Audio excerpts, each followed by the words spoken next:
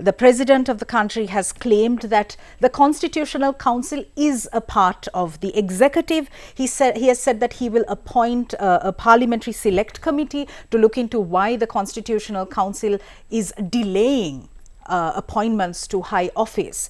Speak to us about the constitutionality of these statements. But the first Constitutional Council under the 19th Amendment consisted of very distinguished persons from civil society. Dr. Ariyaratne, Mr. Shibli Aziz, Dr. Radhika Kumaraswamy. And we know that during that time, that certain attempts by the then President to make certain appointments, sometimes to the judiciary, which were not suitable, were rejected by the Constitutional Council. And then when the particular name was rejected, the President came up with a different name. And this is what we call checks and balances. Then of course we came the 20th Amendment. Again we went back to the Parliamentary Council.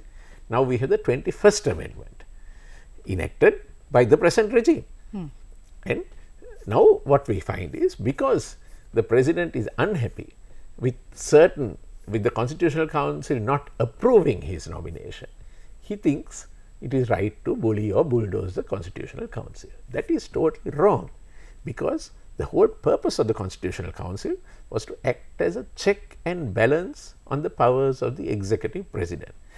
I know there is a debate whether the Constitutional Council is part of the executive or part of the legislature. We don't need to dwell on that. Yeah, the whole purpose of it was to have a check on the president's powers of appointment.